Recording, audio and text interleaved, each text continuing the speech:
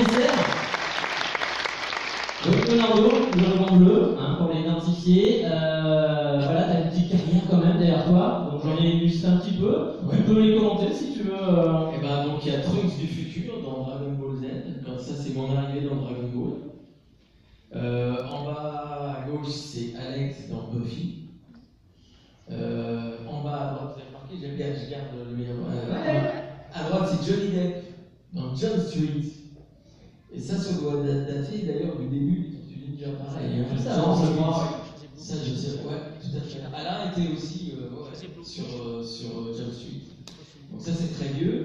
Et puis, le meilleur pour la fin. il y a Joey Trigani là-haut en haut à droite. Voilà. Ah oui, puis direction artistique des jeux là-dedans. C'est vrai que je fais un petit peu de direction artistique, surtout sur des jeux. Et je me suis occupé des Batman, Arkham, Asylum.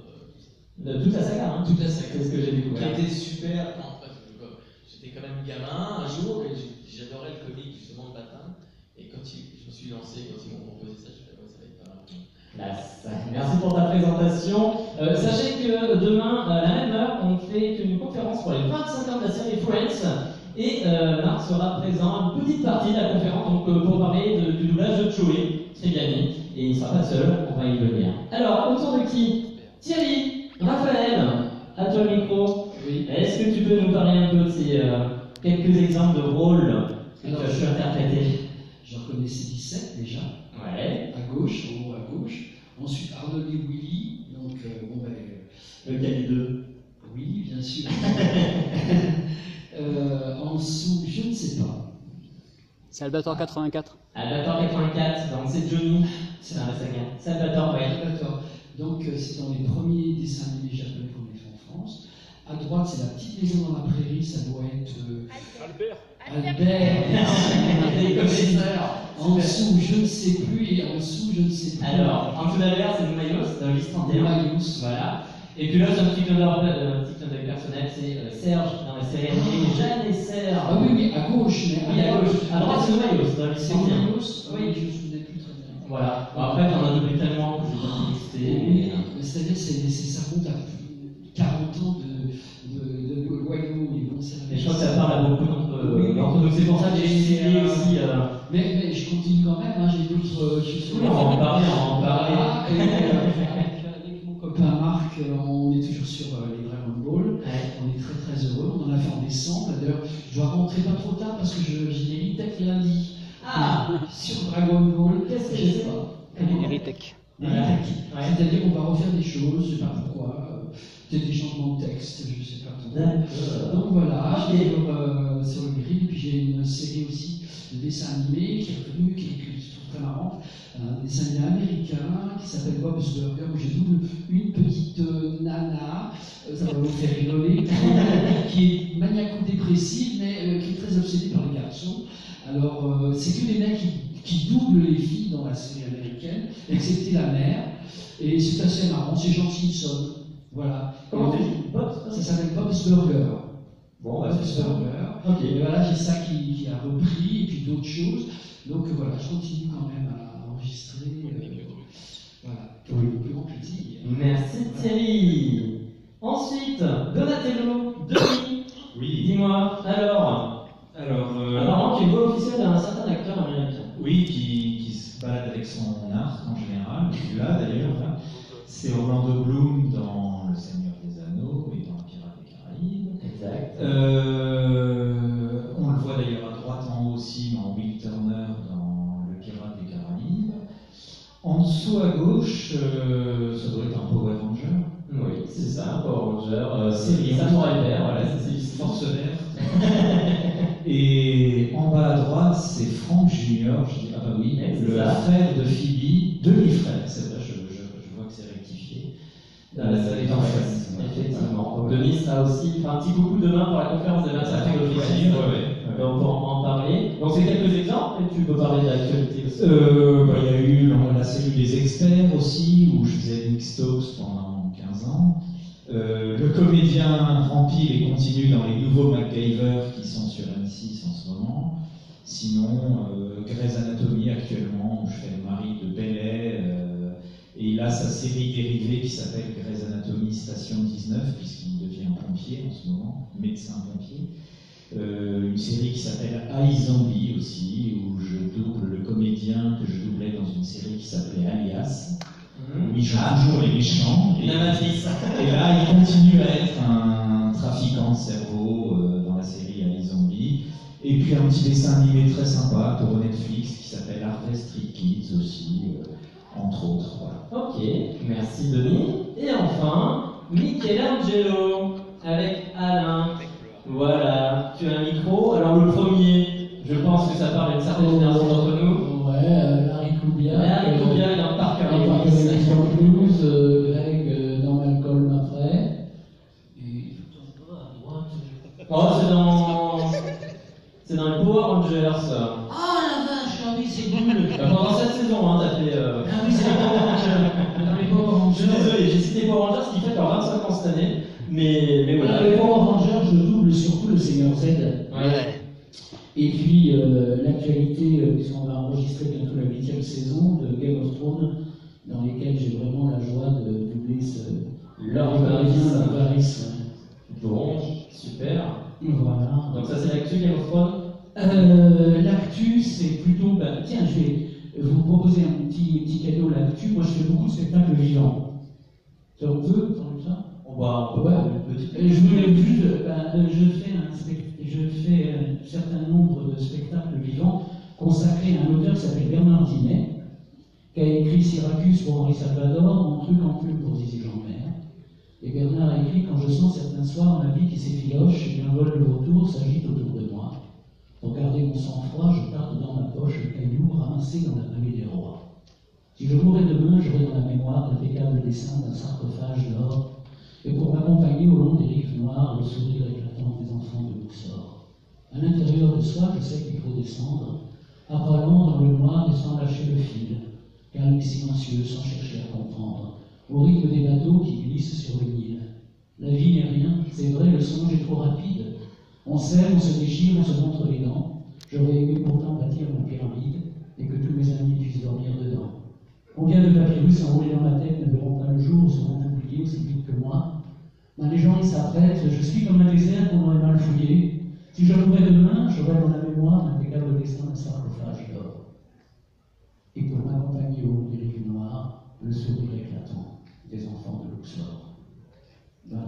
Et ainsi aussi, ma soeur Bénature, voilà, l'actualité.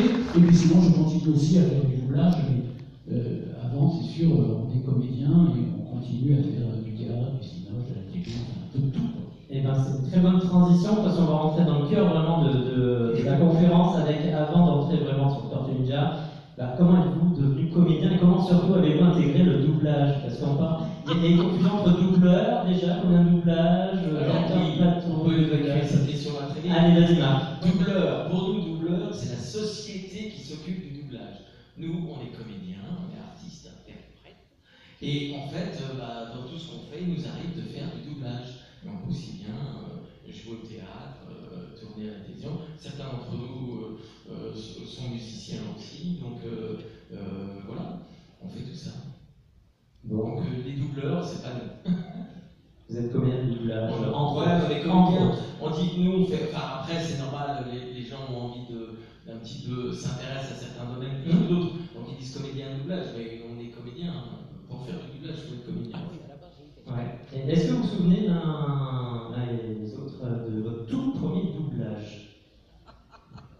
Allez, qui commence? Thierry? On l'a pas encore beaucoup entendu. Allez, Thierry. Alors, doublage, série ou dessin animé. On peut rester dans le dessin animé si vous voulez. Mais, premier doublage. Alors, premier doublage, bon, j'étais moins de 20 ans, je devais être dans une société pour un film anglais qui s'appelait L'autobus impérial. Je pense que ça parlera à peu de gens. Mais il n'y avait que des gamins dedans, gamins comédiens qui étaient des écoles du spectacle en général. Et on doublait ça, c'était dans les premiers doublages.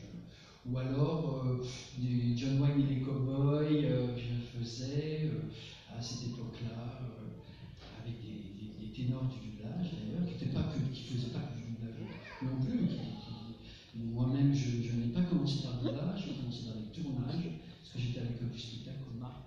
Et on a eu la chance de participer à des dramatiques magnifiques, des Dickens, des Balzac, des choses comme ça, maintenant qui sont répertoriés à l'INA.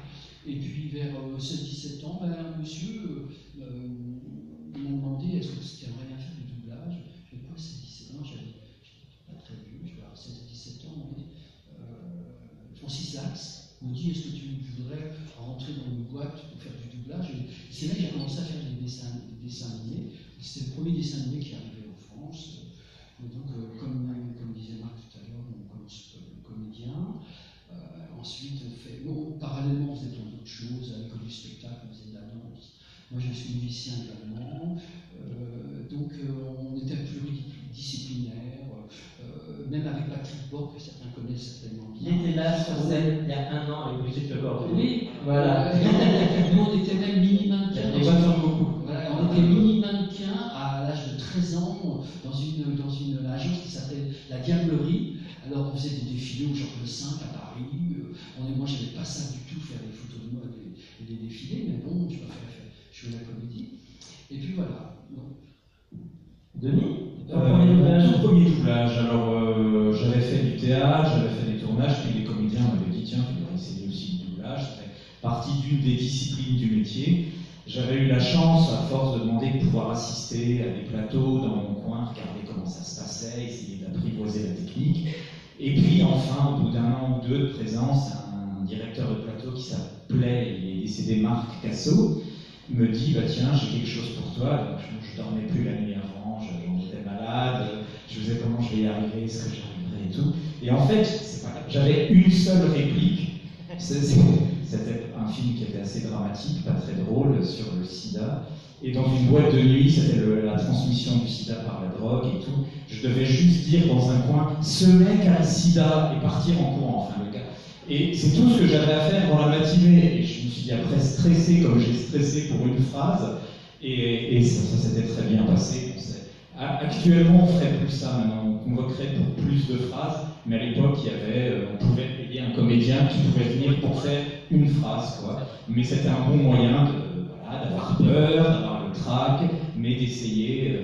Ça, c'était mon premier doublage, effectivement, une phrase. Et j'avais plus rien fait de la matinée, mais j'étais content de travailler. Et puis bon, voilà, tu t'en souviens. Très bien, c'est Marc. Allez, Marc. Je vais laisser la faire. Moi, j'ai vraiment eu beaucoup de chance. J'ai démarré très très jeune, j'avais 7 ans. Et en fait, pour des raisons familiales, on est revenu habiter en France. J'habitais pas en France. Et moi, je voulais faire de la musique, donc j'étais au conservatoire. Ma sœur aînée voulait être danseuse, et c'est comme ça qu'on est rentré à l'école des enfants du spectacle. Dans cette école, on avait des metteurs en scène qui venaient faire des castings, et c'est comme ça que j'ai commencé à tourner. Et puis, il y avait une famille qui s'appelait les Bodas, je ne sais pas si vous tirez souvenir, qui était pareil, une famille avec les enfants étaient comédiens, ça faisait de la musique aussi d'ailleurs, ils faisaient du doublage. Et on cherchait une voix de vrai enfant pour doubler un Disney. J'y suis allé. Il faut savoir que je parlais français, mais je ne le lisais pas encore. J'avais 7 ans. J'avais fait une partie de ma scolarité d'abord en maternelle américaine, après en Allemagne, enfin voilà, parce qu'on voyageait beaucoup. Ma mère était chanteuse et je la suivais dans ses tournées. Et j'arrive dans un très beau studio qui est en train d'être démoli, qui s'appelait SPS. Qui était comme une vraie petite salle de cinéma. J'avais 7 ans, on me montre le dessin animé, j'apprends le texte, on me tape sur l'épaule, hop, juste comme je ne savais pas lire, je ne savais pas trop que c'était sur la bande rythmo, et je commence à jouer, et on dit à mes parents, il est très bien, on va le prendre, c'est le premier doublage, et j'ai la chance donc de doubler le chat Berlioz dans Les Aristochats de Disney, et c'est toujours la même personne. Voilà. Merci Marc. Alain. Moi, je faisais du théâtre, j'ai commencé à 12 ans à prendre mon premier cours de théâtre, j'ai joué dès l'âge de 14 ans, j'ai fait du théâtre. Puis un jour, je me suis dit, tiens, c'est marrant, pourquoi je ne fais pas du doublage? Donc j'ai essayé de démarcher des boîtes de doublage à l'époque, dans les années 70-80, et donc j'allais voir, je disais, est-ce que je pourrais faire des essais? Elle me disait, est-ce que vous en avez déjà fait? Elle disait, ben non, j'en ai pas fait. Alors ah bon, ben c'est pas possible. Et puis donc, on vous a eu une boîte, 2 boîtes, 4 boîtes, 5 boîtes, 6 boîtes, et un jour, j'arrive chez Gérard Cohen, qui avait une société de doublage. Et puis, je ne sais pas pourquoi j'ai pété un câble. Il me dit, est-ce que vous en avez déjà fait? Il me dit, ben non, il dit, ben c'est pas possible. Je dis, mais comment c'est pas possible? Il dit, Francis Lax, Roger Carrel, ils sont pas nés qu'une boucle dans le cul, ils en ont bien fait une fois pour la première fois dans leur vie. Et alors évidemment, si personne n'en fait jamais faire, et ben j'en ferai jamais, et puis merde, et je me suis cassé.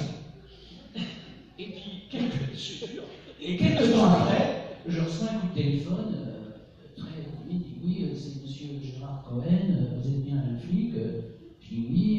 Et on voudrait savoir si on pouvait vous voir pour faire des essais. Je dis, c'est marrant, le mec, et je vais faire des essais, et je fais des essais sur un film qui s'appelle Parfum de femme de Dino Risi, qui était un gros film italien à l'époque, dans lequel il y avait l'ordonnance de Vittorio Gassman, qui s'appelait Alessandro Momo. C'était un Italien assez jeune, très frisé, et qui avait une voix très très claire comme moi j'avais. Il disait,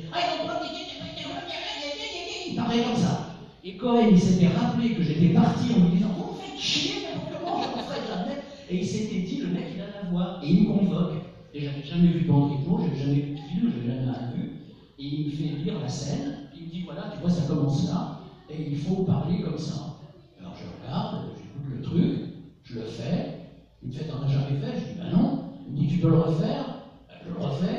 Une troisième fois, quand j'ai une audition, il dit, peut-être être dans la merde, mais ça correspond. Et c'est un des premiers gros doublages. Et derrière, après ça, quand on me disait ça, j'ai déjà fait, il dit oui, Martin Femme.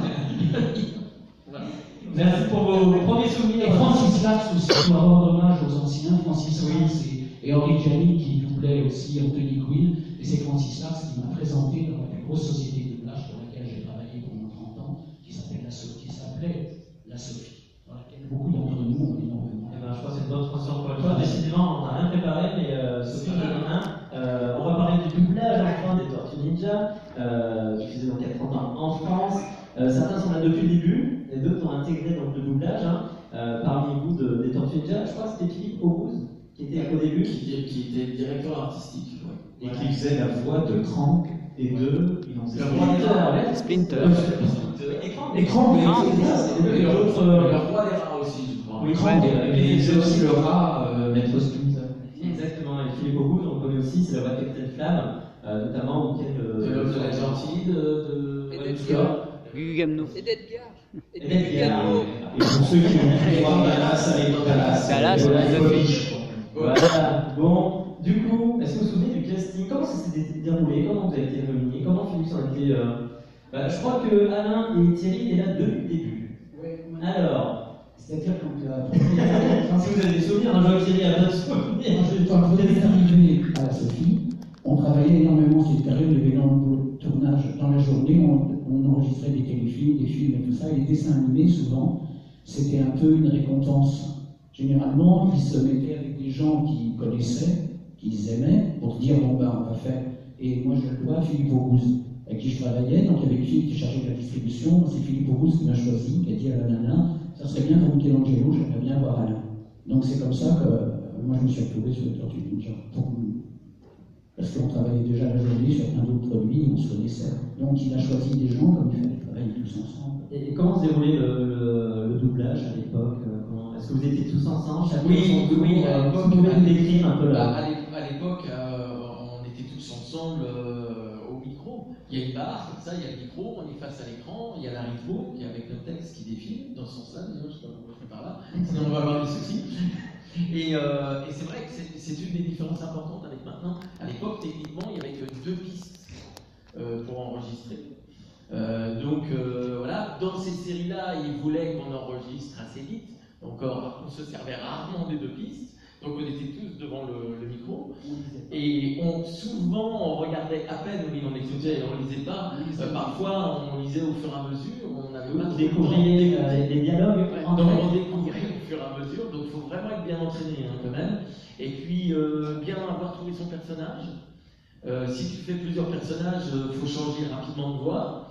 Voilà, donc parfois il y avait une jolie petite chorégraphie au micro parce qu'on essayait de pas trop se gêner. Tout ça, mais par exemple pour Dragon Ball, et sur les Tortues Ninja c'était pareil. On était, je sais pas, 8 ou 10, 4, 5, 6, tous à la barre. Et quand c'est un de parler, l'autre est derrière toi, tu te baisses un peu pour que l'autre puisse parler, etc. Il y en a qui font des gestes quand même, parce que il faut être dynamique. Hein. Quand tu fais du manga, des trucs, il faut y aller un petit peu. Donc on est un peu bridé au niveau physique, il ne faut pas trop se désaxer du micro, mais tu as tendance à faire des gestes, donc de temps en temps, c'est bien un qui se prend un coup. C'est évident, Mais quoi. ah ouais, c'était pas sportif. C'est physique, hein. Ça demande une sacrée énergie de ce genre de dessin animé. Hein. L'ambiance était très bonne, il y avait un côté troupe, on a fait ça, je ne sais plus si c'était l'été 92 ou 13, je me souviens, c'était très beau, à un moment il y a eu une cadence où on en faisait quasiment 2 jours par semaine, et à force on se connaissait bien, on se marrait bien, les scénarios sont assez drôles, il y a des clins d'œil, c'est assez bien fichu, donc c'était un vrai plaisir de jouer ensemble. Quelquefois on changeait, il y en avait un qui changeait un petit truc de texte, donc il fallait que l'autre réagisse, essaye d'improviser pour répondre. Si jamais on se plante, on recommence. L'ingénieur du son remet la scène, mais il y avait des petites trouvailles, des petits trucs assez marrants entre nous, et c'est un très bon souvenir. C'était à la vente quand on se plantait, on mettait de la thune dans une boîte de bouffe à la fin. Philippe Auguste avait trouvé ce truc-là pour qu'on soit un petit peu concentré sur le coup. C'est que si on se plantait, il fallait mettre 5 francs dans le petit cochon. Et puis on se payait quand même un resto à la fin de la série avec les sous. Donc des fois on se payait qu'un sandwich, si on s'était pas trop gouré. Mais l'ambiance c'était ça va. C'est vrai que le côté troupe, pour nous en plus c'était très important. Nous sur Dragon Ball on avait ça aussi. Le côté troupe, et c'est je pense qui mettait une certaine atmosphère dans tous les doublages de cette époque. Je dis pas que ce qu'on fait maintenant est moins bien, c'est certainement plus léché techniquement, au niveau des mixages même, parce que la technologie permet de séparer tout le monde, ça. Mais quand tu as fait du théâtre, que tu viens de jouer avec les autres, et tous à la barre, il y en a un qui change un petit bout de texte, tu es obligé de réagir, tu vois. Voilà, c'est des petits défis, et nous on aimait bien cette ambiance-là. C'est plus vivant, c'est plus réactif, c'est plus intéressant. On a même travaillé, pas sur les Tortues Ninja, pas trop sur les dessins animés, mais on a travaillé, je pense, aux petites maisons dans la prairie, tout ça. J'étais pendant 10 ans, j'ai fait ça avec d'autres séries, toujours dans cette même boîte, on a fait les Tortues Ninja, je crois. Et on avait aussi les bruiteurs. Donc on avait une grande responsabilité de ne pas se planter parce que nous on se plante, on recommence, mais bon, les bruiteurs, ils sont enfermés dans leur boîte, dans leur cabine. Est-ce que il faut expliquer aux gens, parce que ça c'est vrai, alors ça c'est très très vieux, je ne sais pas si ça intéresse vraiment les gens, mais nous on est comme ça, il y a le micro, voilà, il y a un écran, enfin c'est un écran, on est comme ça, il y a le micro, etc. Pardon. Et donc, nous, on a notre micro et tout, et genre à ta gauche ou à ta droite, il y a une petite cabane avec une paroi, souvent avec une vitre pour qu'on puisse nous voir. Et le gars, il a un sou qui vient avec des valoches, des cailloux, de l'eau, il a un tas de trucs, tu vois, pour faire les chauves-souris, il a un parapluie pour faire. Et les bruiteurs, ils sont incroyables. Et le mec est quand même hyper habile parce qu'il nous regarde, il regarde le film. Et il fait genre, tu sais, c'est un stéréotype qui sort de la bagnole, il claque la porte, mais il fait ça avec une baloche. C'est-à-dire que le bruit de la porte de la Pontiac super là, du truc, de je sais pas quoi, parce que c'était comme bagnole de Sargioche, c'est Jacques Torrance qui regarde, il voit le mec qui sort de la bagnole, alors il fait un bruit qui grince pour le siège, puis hop, il ferme la porte, stop. Et les gars, ils faisaient ça en direct, et nous on est à côté et on fait le texte. Et c'est magique. Ah, c'est impressionnant. C'est magique. Moi, Carré, il marchait comme ça. Les chevaux, il avait une autre photo pour faire les sabots. Alors ça n'a pas duré très longtemps, finalement ils ont séparé parce que après la technique a permis d'avoir plusieurs pistes qui leur permettaient de faire séparément les bruits, mais parfois ils étaient obligés techniquement de refaire certains bruits parce que ce qu'il faut savoir c'est que quand tu reçois la VI, la version donc originale mais de la version internationale, ce qu'ils appellent, tu avais parfois des bouts de texte en anglais qui étaient en même temps que les bruits. Et donc si tu veux faire une VF, tu te retrouves avec l'anglais en dessous et c'est pas possible. Donc il y avait certaines parties qu'il fallait rebruiter pour pouvoir avoir le français isolé avec, etc. Et ça c'est un souvenir incroyable parce que toi tu es en train de jouer et tu as un mec à côté qui fait un tas de boucans, qui fait un tas de trucs, c'était pas mal. Et du coup, comment vous êtes-vous approprié chacun vos tortues? Est-ce que vous avez vu la version originale? Vous avez, c'est Philippe qui décrivait un peu la personnalité du personnage, comment ça fonctionnait? Les 4 tortues sont déjà un peu spécifiques, elles ont des caractères dans l'original. Il y en a un qui pense plutôt à manger, un qui est le chef de troupe. Donatello, c'est plutôt le scientifique qui résout les trucs et qui prépare le côté physique de la chose. Donc il faut aller avec un peu dans ce caractère-là, mais il y a une vérité de jeu, surtout une espèce de sincérité dans le truc. C'est comme ça que ça fonctionne, à mon avis. Après, les personnages secondaires, Crank, Shredder, Bebop, Rocksteady, sont peut-être plus composés, mais les 4 tortues D'ailleurs, c'est ont un côté... Rocksteady. Je dis Rocksteady, Flacochère. Rocksteady faisait Tortue Ninja là. Donc Michelangelo parlait comme ça. C'était des voix différentes. C'était un des abrutis. Le micro. Et du coup, est-ce que vous auriez aimé jouer un autre tortue ou pas sur les 4 Est-ce qu'on aurait aimé jouer une autre tortue que celle que vous avez interprétée? Ah non, Non, on se pose pas la question comme ça, nous, je pense. Ouais. Bon. Là, il me disait toujours, des fois, quand on donnait un truc, des fois, on est amené à doubler les choses, on se dit, tiens, si moi j'avais distribué, je ne me le serais pas distribué. Et là, il me dit toujours, à partir du moment où on te l'a donné, pense que c'est pour toi. Donc on le voit, puis on dit, bon, bah, faut y aller, quoi. Ouais. Et est-ce que vous avez des petites anecdotes particulières sur le personnage, sur les tortues individuelles, en dehors d'équipe, vous avez déjà un peu exprimé tout à l'heure C'est un peu vieux, hein, mais on a vieilli. Bah, c'est ça, il y a 100 ans, je sais, hein, je sais. Des fourrures, pas mal de fourrures. Oui, pas mal de fourrures. Oui, quand on arrivait à se coincer les uns les autres sur des trucs de texte, souvent, Oui, il y avait on réprimait au maximum des fourrures, mais il y avait une ambiance sympathique. Oui, c'est vrai que parfois, quand tu connais bien une série, tu connais bien ton personnage, on se lance des petits défis, alors il faut bien écouter les autres, parce qu'ils changent un petit peu leur texte, et du coup, ça t'oblige à changer un petit peu le tien, et voilà. Vas-y. Moi, je me rappelle pas très bien de cette histoire. Si, je sais qu'il y avait ça. Le micro, le gaz, le micro, alors. Ouais, non, je disais une chose. Ça, tu t'en souviens bien, moi. Et tu te rappelles pas, tu le faisais avec moi aussi. Mais Ah ouais, maintenant on déconnait, Moi j'étais très branché sur les histoires tibétaines. ouais, Et tous les deux, il y c'est très branché bouddhisme, très branché Tibet. bouddhisme, Tibet. Et dans les Tortues Ninja, il y a des bagarres. Et dans les bagarres, ils font. Et c'est truffé de mantras tibétains. Et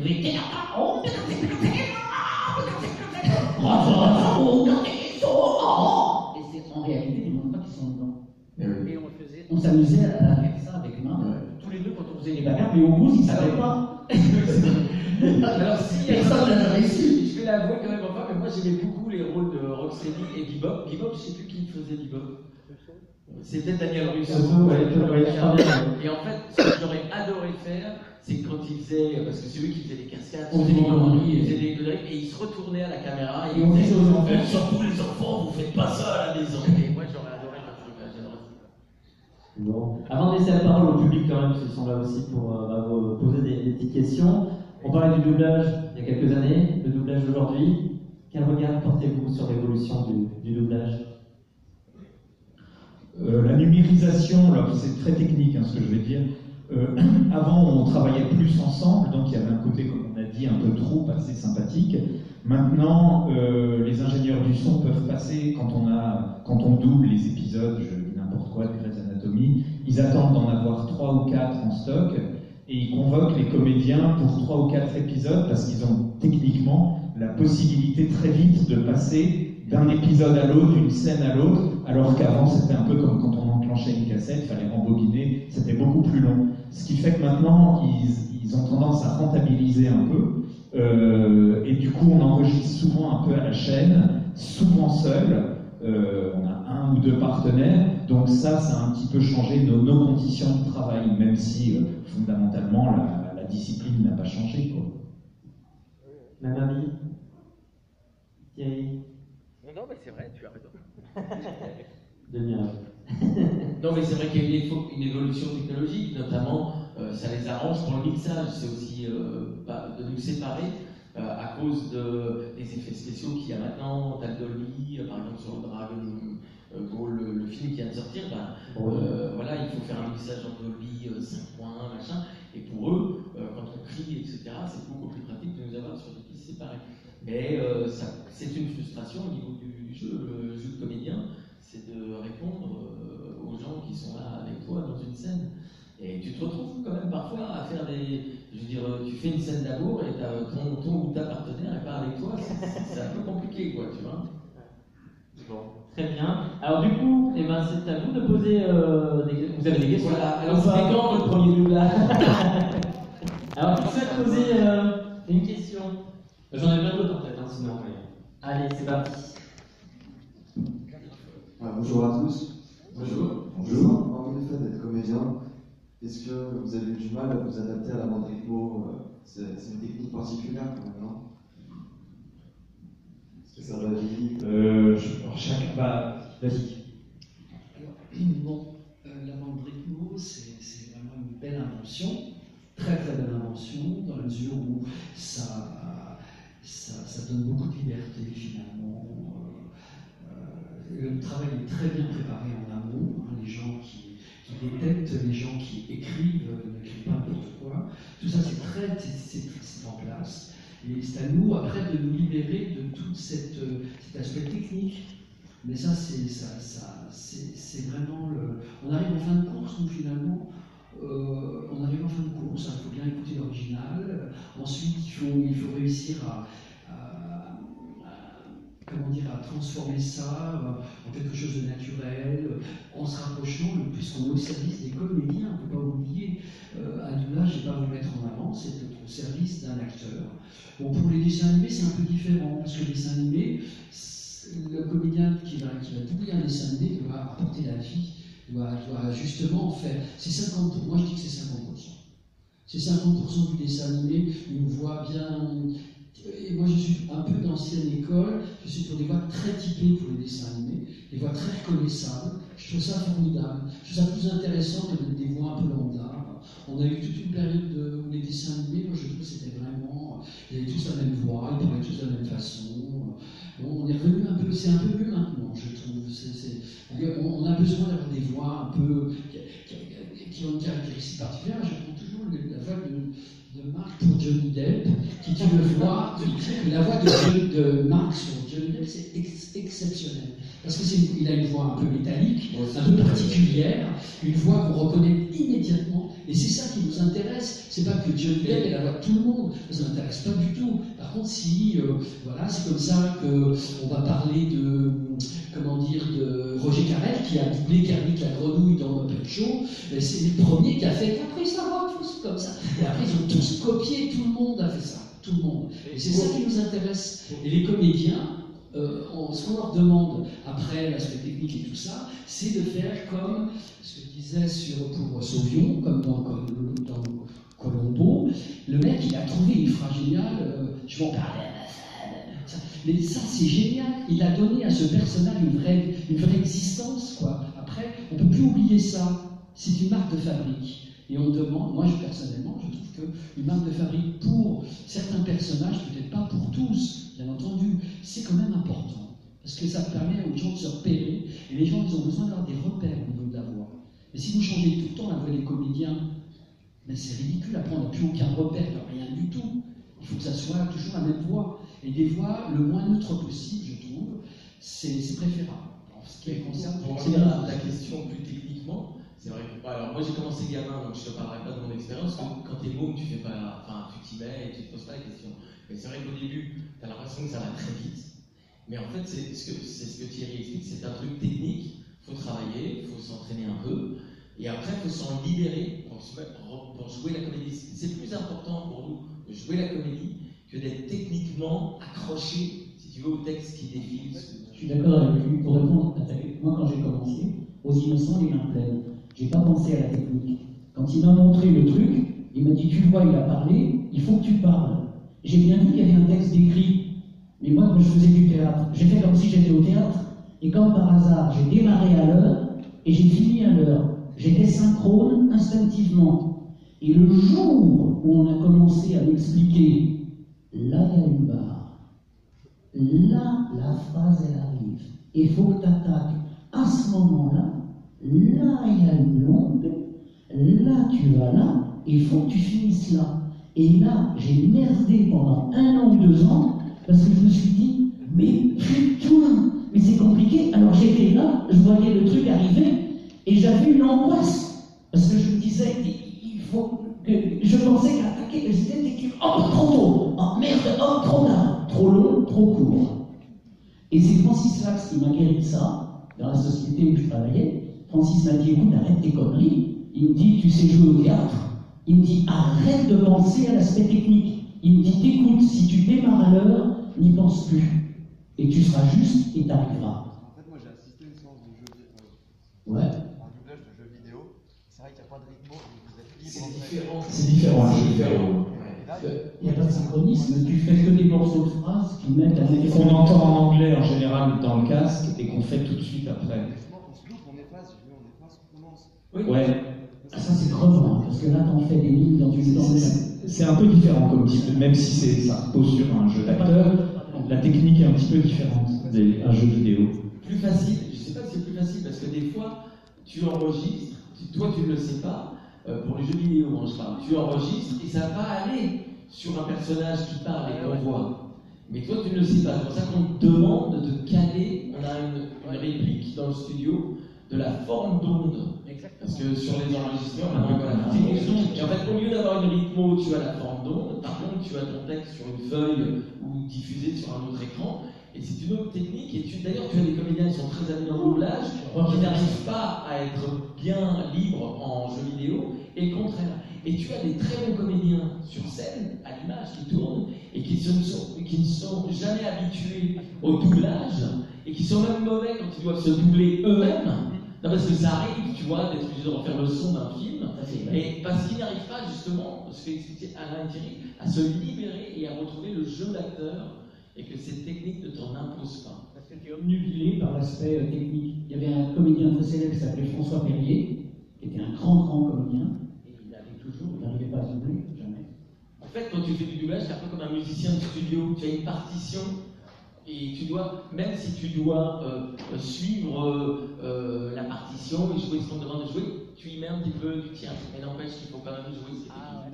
On va enchaîner un petit peu, parce que si tu dois tout monopoliser la parole, on va pas y arriver. S'il vous plaît. Ouais, il y a deux questions du public. Je suis désolé. On pourra enchaîner après sur le stand, hein. Vous retournez sur le stand doublage, voilà, pour la discussion. Alors, une autre question, s'il te plaît. Bonjour à tous. Lorsque vous doublez une scène, que ce soit d'un film ou d'une série, vous voyez que la scène. Est-ce que ça vous arrive souvent de regarder en entier le film ou la série ensuite? Par exemple, est-ce que Lord Varys regarde Game of Thrones ou est-ce que Legolas regarde Seigneur des Anneaux? Oui, si on a Si vous voulez un mensonge ou une vérité. quelquefois doubler un truc donne envie de le voir. On se dit, oh, ça a l'air bien. Je voudrais savoir comment ça finit quand même. Mais ça dépend. Il fut un temps où on avait quelquefois, pour des films cinéma, droit à une projection avant. Mais maintenant, ils ont tellement peur du piratage que souvent, pour les films comme, je pense, les Pirates ou Seigneur des Anneaux, on a des copies de travail en noir et blanc avec le logo de la firme pour qu'elles puissent surtout ne pas être piratées. Donc, mais quelquefois, oui, on peut se dire, tiens, ça, j'essaierai de le voir à la télé, ça a l'air bien. On a même des ronds. La guerre des mondes, le film, comment ça s'appelle ce grand film américain, on n'avait que des ronds. C'est-à-dire les personnages qu'on doublait, moi je doublais le capitaine d'un navire, et on ne voyait pas l'image du tout, on ne voyait que la bouche du mec, parce qu'ils avaient peur que les gens ils captent le film et qu'il y ait des fuites. C'est vachement chiant à faire. Normalement, c'est le film avec Tom Cruise, comment ça s'appelle, la guerre des mondes, où ils sont fuis. La guerre des mondes. En fait, tu as un directeur artistique qui est là pour te guider, quand même, qui t'explique ton personnage, qui lui, normalement, a vu le film ou la série, etc. Il est là pour te guider. Mais c'est vrai que c'est un métier incroyable, parce que si tu vas pas faire une série, un acteur que tu connais, parfois on ne sait même pas ce qu'on va doubler. C'est-à-dire que tu arrives le matin, on dit, ah bah tiens, toi tu fais le mec en vert là-bas, voilà. Et puis il arrive, il dit, ah salut, ça va? Et puis la boucle d'après, il prend un coup de mitraillette, il meurt dans notre souffrance. Et puis salut, je repars, et c'est fou. Donc évidemment que quand tu fais en plus pas un grand rôle, ils vont pas te montrer le film ou l'épisode de la série, etc. parce qu'on n'a pas le temps, tout bêtement. En règle générale, on ne sait pas, on arrive le matin, on nous dit tiens c'est à toi, voilà ton personnage. Et si des fois il y a des tartines, on a un texte avant, c'est-à-dire si vous avez des fois 50 lignes, donc vous pouvez prendre le texte avant, vous lisez comme vous lisez, parce que ça vous permet de voir de quoi va parler votre personnage quand vous allez écouter l'original et vous allez être amené à... Après, évidemment qu'il y a un échange, tu peux poser des questions, s'il y a un truc que tu ne comprends pas, et on peut t'expliquer. expliquer une situation, et parfois on peut te montrer la scène d'avant si ça t'aide à comprendre qui est ton personnage, etc. Mais on fait généralement que nos scènes, et avec les nouvelles méthodes, ils regroupent les personnages. Sur Game of Thrones, on fait 1, 2, 3, 4 épisodes, et donc avant, dans l'ancien temps, je serais venu pour chaque épisode. Maintenant, on prend le personnage de Lord Varys, on regroupe toutes les scènes, et je viens 3 heures à l'après-midi, et je fais tout. Dans tous les différents épisodes. Et c'est comme ça qu'on tourne aussi les séries maintenant, ils tournent décor par décor. Pour des raisons économiques, on resserre tout. Donc ce qui fait que paradoxalement, on gagne moins bien notre vie aujourd'hui pour le même produit fourni. On gagne beaucoup moins bien notre vie qu'il y a 20 ans. C'est un domaine, il faut pas oublier. On fournit la même chose. Il faut pas oublier que c'est une industrie quand même. C'est devenu le cinéma, la télé, c'est de l'audiovisuel. Et là, on est plutôt penché sur ce qui vous fait plaisir, comment on aime nos séries, etc. Mais c'est quand même derrière le doublage, autour du doublage, le doublage permet une industrie incroyable et des débouchés financiers. Une industrie de pizza pour les Tortues Ninja. Oui, à la base, il y a un financier, parce que le but c'est de faire une pizza. Exactement. Alors, une dernière question du public. Bonjour. Ce serait pour savoir quel personnage vous avez le plus apprécié à doubler. Quel personnage t'as préféré doubler? Dans ce domaine. Dans tous les domaines. Bon, il n'y a pas de préférence. Non, je pense que c'est chaque fois c'est une nouvelle expérience. Ça dépend aussi avec qui on travaille. Quand on travaille avec des gens avec qui on s'entend bien, qui vous aiment bien, on essaie de se dépasser. Après, voilà, c'est tout. On s'adapte, à vrai dire, c'est un métier où on s'adapte. On s'adapte à tous les personnages. Il y a toujours quelque chose d'intéressant à défendre dans un personnage, même une blandure, même un type. Voilà, je dirais que c'est une question d'adaptation. On s'adapte, puis on rentre très vite dedans, on sort très vite dedans aussi, hein, on reste pas aussi quand on a fini d'enregistrer, après on est heureux de voir le résultat, il arrive encore qu'on ait des projections, il arrive encore qu'on voit aussi les films à l'avance. Moi ça m'est arrivé pour les films, pas tous, mais oui, ça arrive encore, assez rarement c'est vrai, mais ça arrive, quand on a un rôle important sur un 35, on peut avoir une projection, on peut voir le film avant, ce que je trouve vraiment très très bien, c'est très normal, enfin je veux dire c'est juste, voilà, après on fait tout par morceaux, mais bon ça dépend aussi de la qualité du directeur artistique. Si on a un bon directeur artistique qui nous explique bien, on lui fait confiance, qui nous guide bien, nous on est là pour et puis voilà, ce qui est très important, c'est tant qu'on avait, maintenant c'est un peu changé, mais tant qu'on avait l'image, le son en intégral, qu'on n'avait pas des bulles, des machins, des trucs sur l'écran, on pouvait s'imprégner de l'atmosphère de la scène. On pouvait écouter le niveau sonore, voir le comédien dans son intégralité, dans l'ensemble de l'œuvre. Mais maintenant, quand on vous met des tas de trucs sur l'image pour ne pas être piraté, c'est vrai que c'est gênant, c'est vraiment embêtant. En plus, déjà, on travaille tout seul, on est un peu handicapé avec tout ça, quand même. C'est un peu gênant pour nous. Je ne sais pas si ça va sur une. Pourtant, les doublages sont vraiment. Ça s'améliore de plus en plus. Moi, je trouve que c'est excellent. C'est beaucoup les conditions dans lesquelles on travaille. Pour moi, par exemple, j'ai toujours adoré faire, parce que les rôles qu'on vous propose, ils sont différents. Les scènes, elles ont des intensités différentes. Quand vous regardez, par exemple, pour ceux qui connaissent le personnage de Lord Varys, j'adore faire Lord Varys, parce que c'est vraiment le chuchoteur, c'est un enfoiré de première, il connaît tous les trucs de la cour, il manigance tout le monde, il tire toutes les ficelles, il parle très comme ça, en disant, vous savez, mais je sais, Daenerys a fait ceci, a fait cela.